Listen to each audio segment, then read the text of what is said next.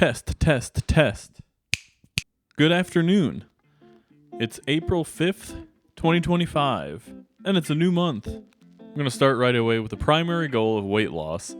Now, the first 2 months of the year, I planned to lose 5 pounds a month. I lost 2 pounds January and February. In March, I basically lost no pounds, or maybe 1 pound. Not so great on the weight loss goal. However, the overall weight loss goal is to lose 40 pounds in 2025, which I should still be able to do.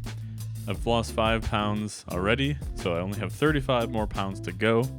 If I can lose 5 pounds per month at some point in the rest of the year, that should mean it only takes 7 months of weight loss to lose the remaining 35 pounds. There's more than 7 months left in the year, but obviously there's still the challenge of how do I change my habits and get into the weight loss state again. In 2023, I had a really good thing going. I was losing weight for the first couple months of the year really steadily, and slowly throughout the rest of the year, I lost weight as well. Hasn't been going that smoothly this year at all. I started out slow. It seems like it's getting slower.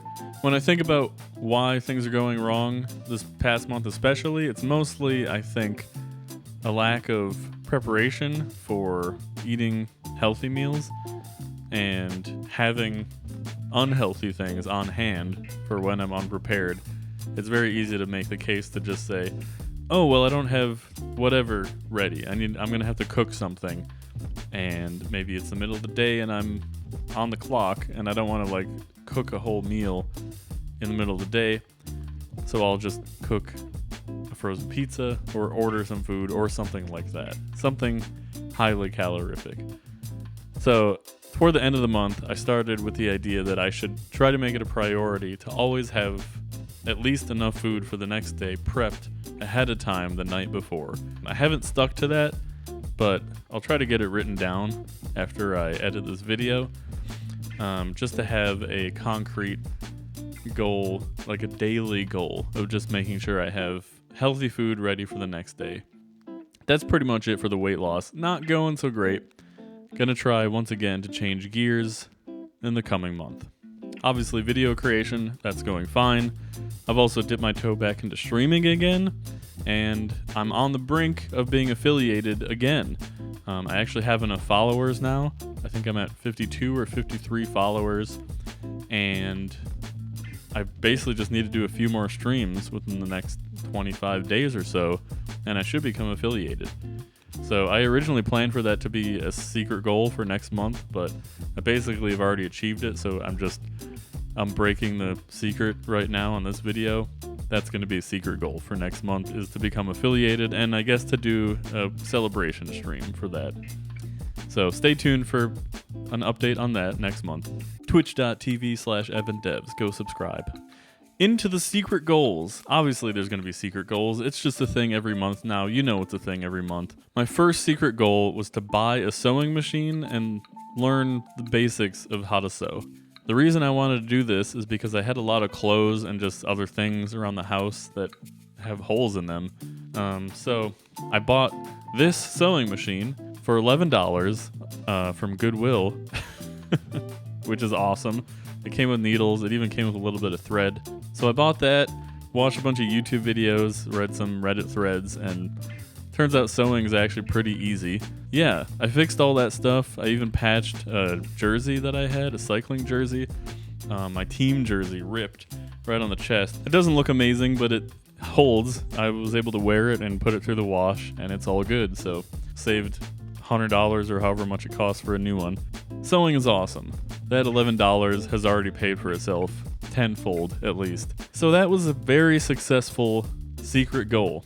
I kind of let that secret goal take a lot of the month. I actually spent probably at least 2 weeks learning about and practicing sewing, and it's pretty fun. I don't know if I'm going to continue it as an actual hobby, but it's just really good to know how to do to be able to fix stuff. The rest of the secret goals were not successful, unfortunately. The second secret goal I kind of hinted at in the last video was to furnish my living room. That secret goal was pretty much a complete fail. My living room is still totally empty. I did do a little bit of research into furniture. I went to a local furniture store in the area. They have some cool stuff. I also did some online research, just shopping West Elm, CB2, that kind of stuff.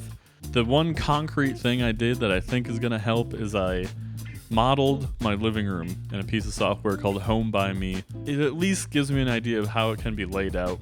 But it wasn't really that helpful. It got me at least thinking about some alternative options for the layout. Maybe that was useful. I don't know. At this point, because it's taking so long, I'm probably just going to end up going to IKEA and getting more IKEA furniture just so I can have a living room set and not have to worry too much about getting the absolute perfect thing. I can, find pieces as I go. But for now, that goal's a fail, unfortunately. My third and final secret goal was to finish reading 2 books. I started reading this book, The Dictator's Handbook. I've had this book for a while. I never read it. I thought it would be interesting, and it's kind of interesting, but I got through the first few chapters, and I don't think I really like the author's politics, or perhaps lack of politics. It's a very America-centric look at the world. Yeah, I kind of got through the first 3, and I was like, I'm not really liking this, so as my dad says, life's too short to waste time reading bad books. So I don't know that it's necessarily a bad book, but I have so many other books I want to read, and I was just not digging it after the first 3 chapters, so I bailed. The other book I planned to finish was this book. I started reading this a while back as well. It's a technical book on refactoring code. This is actually a classic book that was re-released in a second edition. That's this edition. I had always meant to read the original edition, and when the second one came out, I figured I would just get that, brand new. It wasn't exactly what I expected. I thought it would be more about application architecture and restructuring the architecture of code, but most of the refactorings, at least in the first half of the library of refactorings, are very small, low-level refactorings. And that's kind of the ethos of the book, is that you should be always making these small little refactorings and not doing big refactorings, big rewrites, anything like that. And it really is making the case for a different way of writing software. It's not really about, hey, if you have this huge legacy mess, here's how you refactor it, which is kind of what I do in my professional work. It's more about, as you're writing software, here's how you make all these little tweaks to improve and fix things as you go, which is fine, and that was interesting. I read through the actual book part of the book and got through that, and it was fine. The second, 2/3 of the book is just a library of all the refactorings he defines. It doesn't really seem like it's meant to be read cover to cover, at least that section doesn't. So I just read through the first few sections of that before I decided, I'll just come to the library when I need to know about specific refactorings. I didn't finish that one either for that reason, but I did finish the actual first book part of the book. Maybe we'll consider that a partial success, partial failure. I am glad I didn't finish The Dictator's Handbook. I think that would have been a waste of my time. The only goal I really succeeded at this month was learning how to sew and buying a sewing machine. And I think actually it was a pretty good experience. I had a good time. So, given how poorly all those goals went except for sewing, I think I need to focus heavily on the weight loss goal. I've been neglecting the normal fitness that I usually do, so I haven't really lifted for the last few weeks, and I haven't rode a bike, I think, for a month. But I did start skateboarding again. I'm just trying to do something, keep moving. That's been a lot of fun. My body's been sore in new ways, but I think I need to get back to cycling, especially because we have events starting to come up. Toward the end of summer, we'll have cross coming up again, and I want to ideally be lighter and stronger for this cross season. So weight loss is going to be important, and just getting miles in on the bike is going to be important. I'm going to redouble my efforts on weight loss and exercise. I may spend a bit more time trying to get furniture for my living room. Weight loss, fitness, furniture. What else is there to life?